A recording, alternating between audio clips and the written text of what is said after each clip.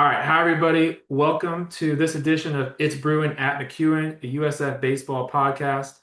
I'm your host, Mark Giardino, and today I'm joined by two of my co-hosts, Matthew Giardino and John Kaplan. We are also joined by a couple of special guests, USF baseball seniors, Jacob Green and Jevin Relaford. Jacob is in his second season with the Bulls, and he's become an everyday corner outfielder, while Jevin is in his first year here and is the team's everyday shortstop. Guys, how are you doing? Hey, what's up, man? Appreciate you guys having us. I'm doing good. How are you? Doing Doing well, good. doing well. Thank you for having us. Absolutely. So what we're going to do is we're going to kind of just go through a few different segments within the show. First, just kind of talk about your journey to USF, then just talk about some questions we have from watching you guys play this year. And lastly, we have a little rapid fire section here at the end. So the first section, I'll kick it to Matt, and he's got some questions for Jacob. Jacob, it's a pleasure to meet you and have you on the show. We know that you're a local Tampa Bay guy and you went to high school at Hollins High School in St. Pete. You did 2 years of JUCO out of high school, but was USF always on your radar, growing up? It was there. My family was split. Dad was Florida State, mom was Florida. I kind of followed my dad more growing up, just watching Jameis Winston and Florida State. But I used to go on field trips to USF, so it was always like there, and I always liked the green and gold. I always had shirts growing up with USF logo on it, so yeah, it was definitely there. And what's it like for you to be able to play in front of your family? Obviously, your parents still live local here. What's that like for you? Playing in front of my family is the best part. When I chose my junior college, I went there instead of like SPC because SPC was right next to my house. Seminole State was a couple hours away, and I wanted to get away from home for a little bit, see what that was like. And then when I got the opportunity to come back to USF, knowing I was going to be playing for my family and everybody was going to be able to make it to the games, like it was just like a full circle moment. These people poured their hearts and money, time. They made so many sacrifices for me to just let them know that I'm happy and I'm having fun at a level that people dream of, and I'm very blessed to be at the level. But like to just be able to do it in front of them is just it's super awesome. That's really cool. I can only imagine how much that means to you. And another thing I want to discuss is you spent all of last season with the Bulls, but your playing time was, very limited, having only 13 total at bats. What made you want to stick it out here and, just fight for a spot in the everyday lineup, like you have earned this year? Um, yeah, last year it was a tough year for me, but the guys that were around me and the coaches that we got, like I was still enjoying it and I was still happy to be there and cheer those guys on, man. To go in that tournament and to lose the first game and to continue winning more, like it just fired you up. Like the guys fired me up, and the coaching staff, man, I like what they say and I like what they do, and they've helped me a lot. And it was just like I had no reason to leave. And again, come back home. I love St. Pete, Florida. I love the Tampa Bay area. So I love it here. Well, I could tell you that all of us from the Bruin crew were very grateful that you stayed and we enjoy watching you play. Thank you guys. I appreciate it. I enjoy being out there. Okay, get to John. He's got a couple questions for Jevin. All right, Jevin. So originally you're from Jacksonville, Florida. You attended Fletcher High School out there after stops at Santa Fe Community College and D2 School, Florida Southern. What made you want to come to USF? Um, well, I was offered a little later because it was I think I committed here a week and a half, 2 weeks before school started. I was planning to go indie ball or like that route, but then USF hit me up the last couple weeks, asked me for a visit, and I was like, well, I haven't played at the D1 level yet, and it would be an amazing experience. So ended up coming here, and I've loved it ever since. Well, you definitely belong at the D1 level. When you talk about indie ball, did your dad have any influence on you making that decision versus going to a JUCO or Florida Southern or anything like that? No, he's kind of like let me, I guess, walk my own path in a sense. Like since he was drafted out of high school, we've definitely had two different paths of like our baseball careers. So he's kind of let me kind of decide. Of course, he's been in my ear helping me out, like this might be best for you or anything of that such. But yeah, JUCO out of high school, I needed it. I mean, I came out. I was underdeveloped. I was young. So JUCO was really good for me just to get some at bats under my belt, kind of get the feel of the college game. And then Southern was, I had a blast there, met a lot of good people, a lot of good coaches. And then, yeah, now I got the opportunity to play here, so I had to take it. Well, thanks for taking that opportunity, brother. We're enjoying it. Thank Uh, what would you say is your favorite thing about Coach Hanna's? On the guys on Bruin, we're all like obsessed with them. So, from a player standpoint, what would you say is your favorite thing about Hanna's? I love the passion he has for the game and like coaching in itself. Like, each day he's not taking it for granted. He's doing all the work he can to make us better each day. Even though some days, like, of course, we go out there like, dang, it's a lot. But like in the overall of things, like he's doing it for us to bond and just be better overall. Like he set such a good standard and a high standard, which we're every day we're going out to compete and just meet that. So I think he's done a great job of getting the guys together. But yeah, my favorite part about him is like how passionate he is about coaching and just being out there for the guys. No, absolutely, for sure. Mark, Matt, I hope you don't mind. I'm going to go off the rip here a little bit. Jacob, can you tell me what your favorite thing about Coach Hanna's is? I was hoping you asked me this question. He likes to win, and I like that energy. I like competing and winning with the guys. Like I don't think there's a better feeling, especially when you get done on Sunday. You just took the series, even if you just swept the series. Jevin, come on, there's not a better feeling than just winning. Like He's not lying. He's not lying. and losing it sucks, but I will say that he does a good job getting us back together, keeping us grinding and keeping our heads up and just continue to battle because you're not going to win them all, but he keeps us going. And the fall he put us through just Ha, made, yeah, I'm telling yeah, you. the fall was crazy. But Elaborate a little bit on that. it was Please. so crazy that it made the spring a lot easier, a lot better. Y'all ever heard of a plate lap? Oh my gosh. No. All right, so it's you carry a 45-pound weight. It doesn't really matter how you do it. I mean, some of us had it over our head, some of it on the back, and you're just running laps around the field. So that was kind of our I wouldn't, it was kind of a punishment, but at the same time, like, If we or did like a sim game, that's like yeah, coach pitch, but like there's two different teams. Losing team had to do a plate lap or two, yeah. and like a 45 pound plate just bouncing on the Yeah. back. It was the worst.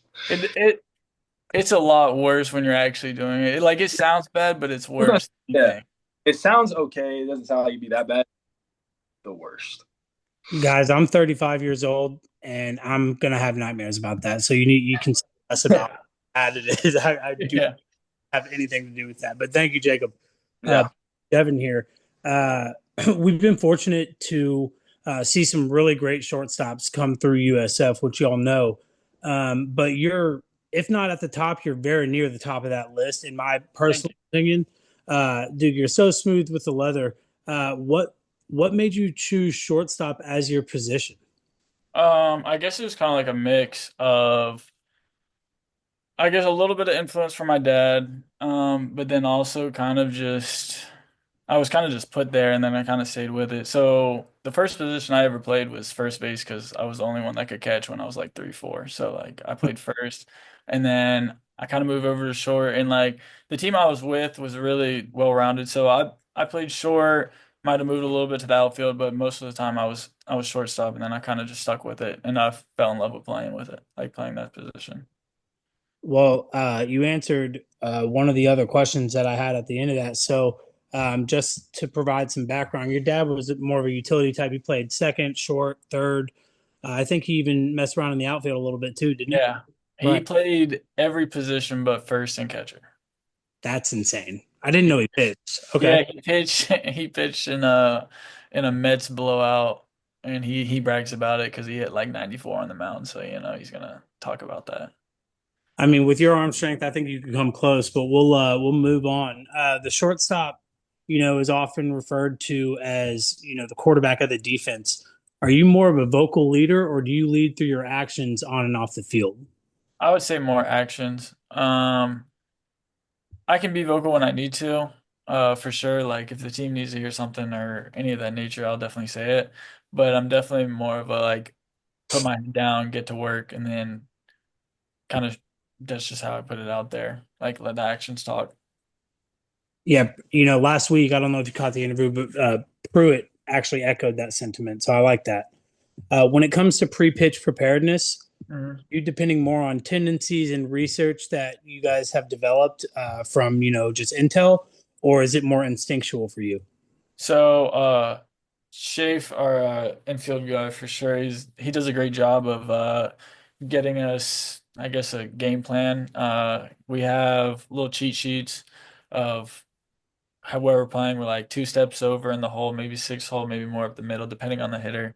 So he's done a great job. But then also he lets us like rely on our instincts. So like if we see a swing, this guy's maybe pulling off or he's not getting the bat through the zone, we might take a step up the middle, backside. He lets us kind of trust our own things. And sometimes, in baseball, like you might think this and something else happens and it's fine. But so far, I think he's had a great game plan going in, and we kind of go off of that. So. No, yeah, I hear that. So, in the final out of the game, if the ball's hit to you, are you preferring glove side or backhand? I would say backhand because I get to let the arm eat. So I would definitely go with the backhand. I mean, the forehand's nice and all, but you get a nice backhand, you can see the ball come out. I enjoy that. For sure. And I feel like you play bad hops with a backhand, in my personal opinion, better than on a forehand, just for me. I would But agree with you on that. I would agree with you. It's interesting you asked that because I actually saw like a reel on Instagram the other day of like one of the top shortstops in the game like started fielding like almost everything Trey Turner. backhand. Trey Turner. Yeah, he Yeah, started doing yeah. straight backhands. I think it kind of depends on the player. Like some people like backhands. I mean, his reason was you catch every day like this, so he's just more used to it. But Mm. honestly, I think it kind of depends on like different people's skill sets, athleticism, and stuff like that. So yeah, because if you look at Corey Seager, on the other hand, I'm a big Rangers guy. Like he's going to come around the ball and prefer everything yeah, side. But even Bobby Witt is more of a backhand. Gunnar Henderson is more of a backhand. So it's there's a lot of variability. That's why I wanted to ask. And with that in mind, actually, it flows right into that next question. Who do you feel is the best all around shortstop of all time, in your opinion? all around. Are we talking about if we're saying all around? That takes like, could I Uh, kind of break let's it up and Yeah, give me if you answer it how you want, but I think since we're focusing primarily on defense here, let's go with defensive, and then uh that end all around as well. so I would go like Omar Vizquel, um, Omar Vizquel, uh, Ozzie Smith, um, Lindor, Mm-hmm. and well, you can't miss out like Andrelton Simmons. Brandon Crawford makes a good thing. There's a lot, but I would say like the ones I named, I'd say those top five, and then overall. When we're bringing hitting into it, you can't leave out Derek Jeter overall because I mean his hitting side was just unreal and he played good defense. Then Lindor, I would put back up there as overall. And then trying to think, I like Corey Seager too because his bat is crazy and he plays good defense. There's probably a few that I'm like missing, but those are my top. Where's Barry Larkin fit in there? Barry Larkin, yeah, that's a I wouldn't say I guess more underrated in people our age, but like for sure he's up there. He's nice. He's real nice. Absolutely. Cal So, Ripken too. oh, I mean, yeah, you can't I mean, before he made the switch, yeah, you can't really good say point. anything about that. He's really good. Yeah, he switched to third base mid career. All right, so I got a few questions for Jacob here. So the first one is Jacob, you're having a really strong season with your bat, but I wanted to start just asking about your defense. You had a play that got number one on SportsCenter. Before I go any further, what was that like? That was a crazy experience. The funny thing is after I made the play, Jevin in the dugout, he goes, "But you know you're gonna be on SportsCenter, right?" And I'm like, "No, like I just caught the ball. I didn't realize like I didn't see what it looked like. I just felt it." And then I got into the locker room and I seen it and I was like, "Oh my gosh, like that's crazy." Like I would see that on SportsCenter. And then I went out to eat with my brother and then he was talking about it and then I got a video from my host family's son who sent it to me. It was like it was a SportsCenter video and I was like, "Oh, that's crazy." Like I never even like imagined that would ever happen. Yeah, no, that was wild. And because I heard you mention earlier that you weren't even sure you would play college baseball. Was that because you were playing other sports too, or just what is your kind of like athletic background with that? Because definitely athleticism shows in the outfield a lot. I appreciate it. No, it was more of in a sense that I just played baseball for fun. I'd always played for fun, and it was never anything more than that. I didn't know what my plans were in high school. I was like a junior, my junior year when we had a dude that played at Holland High School. A major leaguer. His name was Lynch. Jesse Lynch, one of those. Lich, yeah, I see him, yeah, yeah. Yeah, uh, he saw me and he was like, he kind of gave me the word. He's like, "Yo, like if you wanted to play college baseball, I think you could." So he gave me some encouragement, and that's when I really started thinking like, "Oh, you know what? Like maybe I would definitely consider this because this game is so fun. So why not try to keep playing?" That's awesome, man. And worked out good, yeah. That's awesome, man. And then just kind of like just talking about playing in the outfield in general, is that where you always played? And how do you feel like you've kind of just developed as an outfielder over the years? When I was really young, like Jevin, I played first because I was like one of the only ones who could just field the ball or field the pick. But I got moved to the outfield at a very young age once other kids were like they realized I was fast, and then they had somebody else that could play first base. So I started playing outfield, and then outfield. I mean that all I feel like became an instinct thing because I never played tackle football, but I always played flag football. Doing wide receiver stuff and outside of my front yard with a couple of guys in the neighborhood. We just always played football. Like I always wanted to be the wide receiver. I always wanted to go catch the ball. So I just think that I kept doing that young, kept, when I started the outfield and I was just catching balls. So it was just like something I kind of ended up doing all the time. Like, I don't know how to explain it. It just came easy, it came fun. Yeah, it makes sense. And then you've been at USF now for 2 years. I know there's some coaches that work specifically on helping out the infielders. Is there anybody that specifically helps out just with outfield fundamentals or just anything like that? Petey, also the hitting coach, Mm. he helps out with the outfield. He does a good job. He's definitely so like again with Jevin, like it's instinct, and I've been blessed with that talent for sure. But it's also, they structure us. They help us like form and mechanics and things like that because those are also important in the outfield. So it's definitely made me a lot better player and defender. And speaking about you playing defense, I wanted to ask also about your social media presence.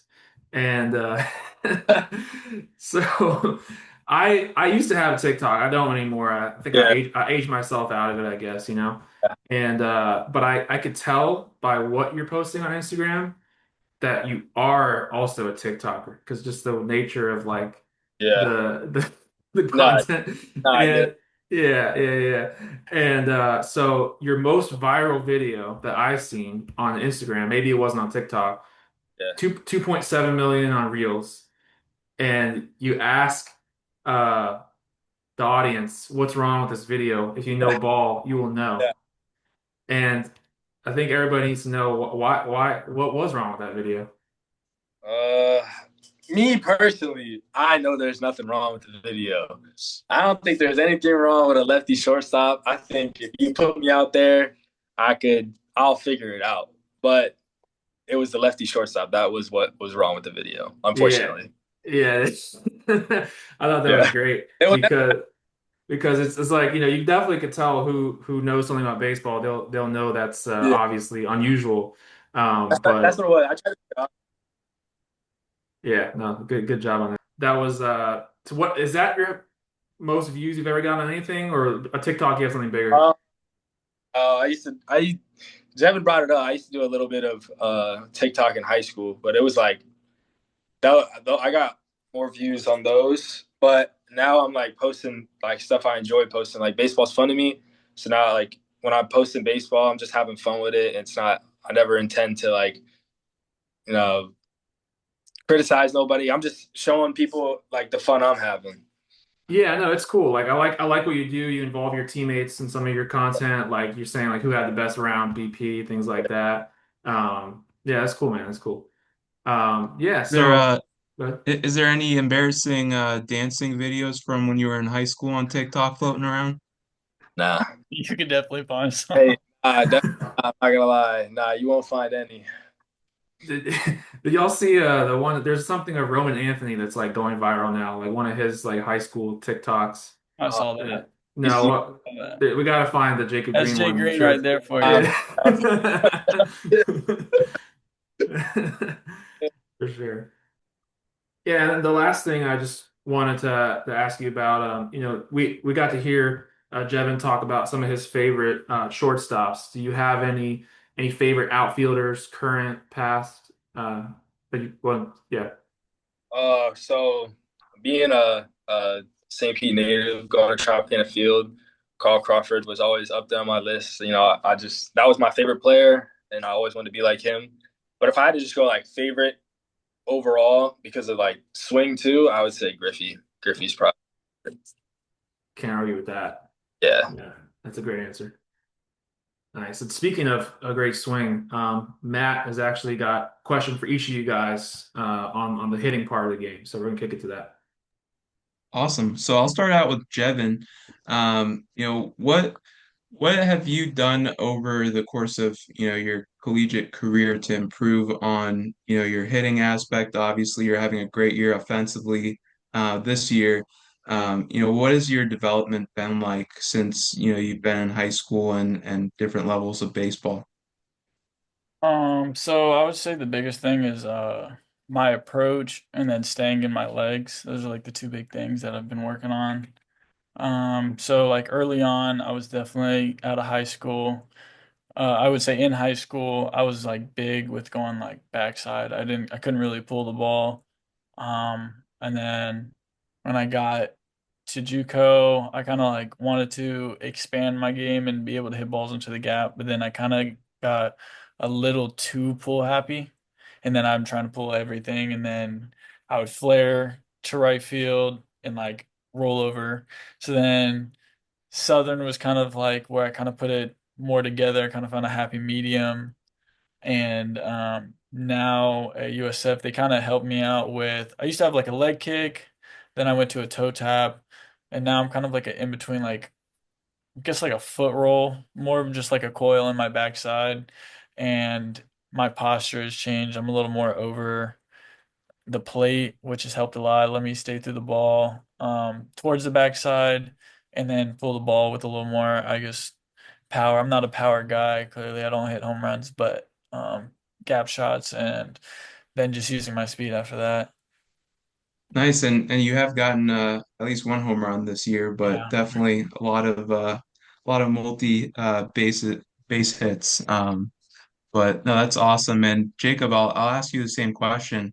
Obviously you've played at different levels of baseball. What has your development been like on the offensive side of things?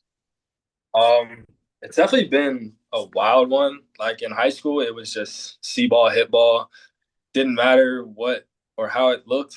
I was just gonna try to get the bat to it. And then I got to college, and that's when I started pulling the ball more. Um, yeah, I got a little bit of strength.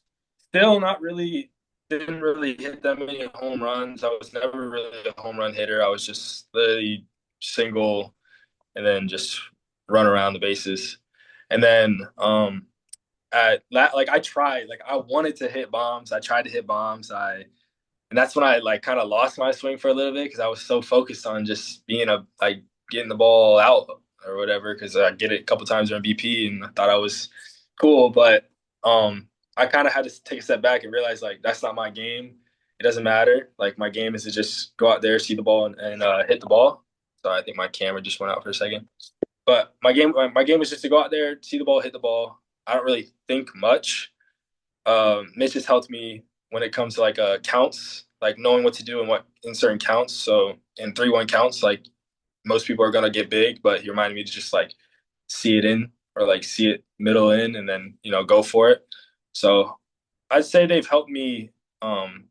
I've learned to hit better in certain counts, but I'm still just the see ball hit ball guy, and I think I always will be.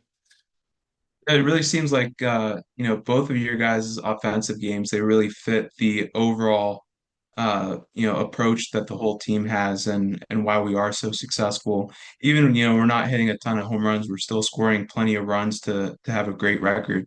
So no, that totally makes sense. And I do have one more question actually, for Jevin. Obviously, you grew up around a Major League Baseball household. I think your dad played up until you were maybe 5 or 6 years old. Do you have any memories from, growing up, around that environment? Yeah, for sure. There's a few being around in the clubhouse, of course, just seeing being around a whole bunch of MLB guys. But I think one of the coolest moments I've like been a part of was actually like a charity event. It was ran by Baseball Wives or MLB Baseball Wives, something like that. And I got to go. There was only one condition. I was probably like 7 years old, and I had to do a little fashion show for my mom. But other than that, I got to go meet a whole bunch of MLB players, play it was MLB 2K. Got to play some home run derby with like Prince Fielder, Ian Kinsler, just a whole bunch of different guys, and I think that was the coolest thing from that. That's awesome. That had to have been at the end of your dad's career because he ended his career with the Rangers. Yep. I know that roster. Yep. All right, let's go. That's awesome. That's awesome. Yeah, and there's one other thing I wanted to mention real quick too, because Matthew mentioned that the philosophy, like the team as a whole offensively has for a while, I think we were like one of the hardest teams in the country to strike out, just like a lot of putting the ball in play, utilizing the team's athleticism. Just in general, Jacob, you could take this one. Is that something that has been kind of like talked about, like from like just as a general offensive approach of like how the coaches kind of want the team to approach offense in general? Uh, get up there and compete. That's what they always say. And when it comes to like practicing and stuff, we just focus on hitting hard line drives. Like we're not focused on hitting home runs.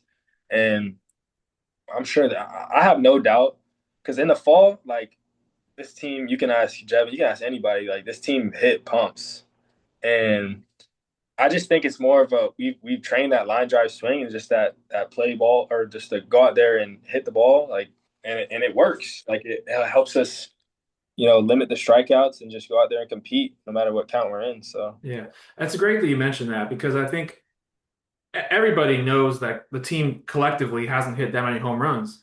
However, you're averaging like almost 8 runs per game, which is up there with pretty much any team in the country. So you can't necessarily, say not a good, it's a good thing. I mean, whatever is going on is working.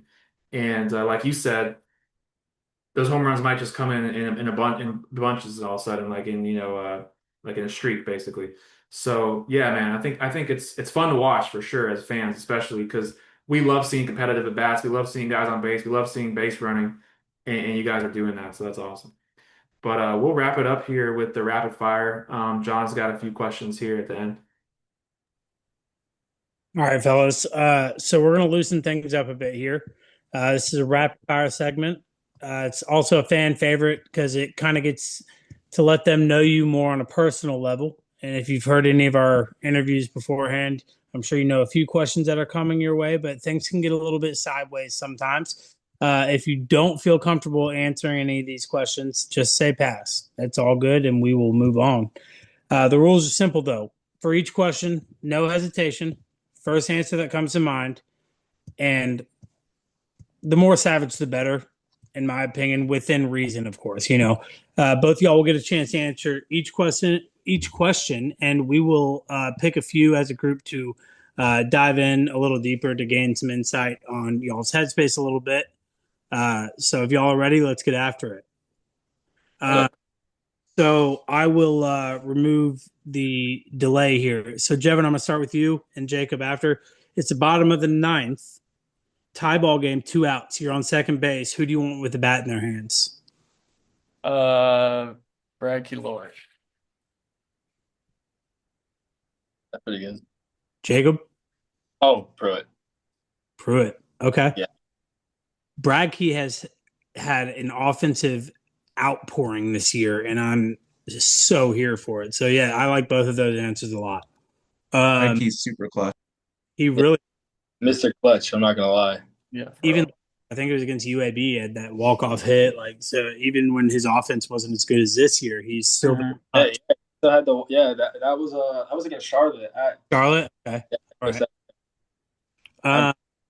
So we'll go ahead and just kind of alternate. Jacob here. This one's for you first. Say a player is driving your team bus on a road trip. Who are you trusting the least to drive that bus? me early. Poor kid, bro. That's my pick too.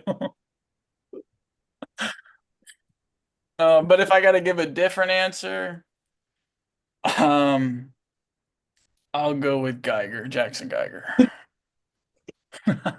Okay. Devin, I'm gonna take it easy on early a little bit because I mean the ox cord issue, but why Geiger? I guess you just got to know him. I don't know. It's hard to explain. Us. We'll move on.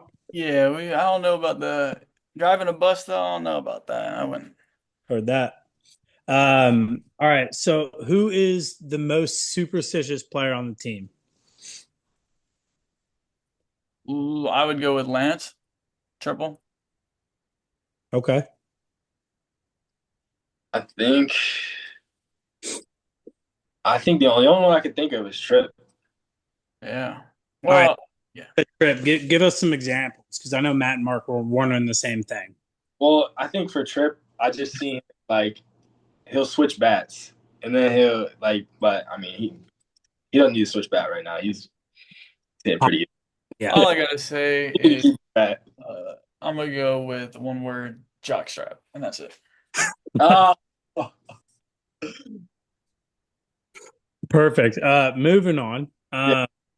All right, so I'm going to kick it to Jacob here. If your life was a movie, which actor are you casting to play yourself? Kevin Hart. Okay. Jevin, how about you? I'm gonna go with Corbin Blue. Okay. Yeah, it looks like I could see that. I could see that. High School Musical, A little man. bit, yeah. That was like when Matt and I were kids, that was like a big deal. Yeah. I don't know if you probably saw it when you were a kid, I guess. Yeah, that Okay. jump in, yeah, definitely. Or Zero from Holes, whatever that actor is. Oh my God. Oh yeah. Say that, bro. See now you chose people that look like you, and I get it. I see it now. You see it? I got the vision. Yeah, I just chose Kevin Hart because he was funny. That was all. But also, Jevin, I can relate to this. I was undersized growing up too. I didn't grow until college. And Zero was a small kid. And Yeah, he was. and he was, I mean, you're pretty outspoken yourself. Like you like to talk just like I do, you know what I'm saying? And so is Zero. So listen, I think you're onto something there, kid. Exactly. I think a little ball knowledge Apparently, there. his, I think apparently his name was Cleo Thomas. There we go. All There right. we go. All right. So Jevin, who is all right for you? I've got to omit your father. All right, because that's a little biased. Who is your all-time favorite baseball player? All-time baseball player. Oof. All-time is oof. I might have to go with Lindor, to be honest. Okay. I'm a big fan. My wife's a Mets fan, so say less there for sure. Jacob, how about you, bro? I'm going Griffey. I mean, I just swing so much. I just like the way he played the game. Yeah, absolutely. Do either of y'all collect baseball cards on that note? I don't, but I have family members that do. I did. I have a pretty big collection back home, but they're not here with me. But I definitely collected, especially as a kid. I have like three binder fulls. I've got probably like over like 25,000 cards at the house. My wife hates me for it, but That's awesome. still have to send Pruitts and Sinays, but I'll make sure to get y'all some heat in there too. Um, all right, so switching gears, who on the team would you trust the least to babysit your kid? I'm gonna have to go Nate early again. I'm sorry. Yeah, that's a no-brainer with Nate. I'm not gonna lie. Man, we're gonna have to get this fella on the show Hey, to Yeah, defend his honestly, honor. Yeah, he next show. should. that next. And it's not like I love Nate from the Yeah. podcast. I love that guy, and he is awesome. It's just like I just wouldn't let him take care of my kid. Oh, Yeah. and actually, he can say Nate. I'm gonna go with Mirza. He's not babysitting my kid. Yeah, that's it. Sine said that was the person who he wouldn't let date his daughter. Mirza? Yeah, Mirza was. Yeah. I mean, So that's valid. I think there's some traction there, and I'll say the same thing. I won't ask why. I think Mirza, we might have to have you on too, kid. Yeah, Yeah, Mirza and Mirza early on Nate. our Right? Yeah. Yeah. Yeah. All right. So being in the Bay Area, it's known for Hard Rock Casino. I know y'all don't get free time, so you don't go there. But say hypothetically, y'all went to Hard Rock Casino. Mhm. Who is losing their money in the first 10 minutes? Jacob, go ahead. Landon O'Donnell. Okay. Money in the first 10 minutes. Ethan Sutton. The roommates. Okay. I didn't know they were roommates, but I mean, Ethan seems like a go hard or go home guy. So Oh, I can see I that. mean, he could either lose it in 10, or I or feel like he could win big in 10. Be yeah. on everybody. Right. Yeah. I like Um,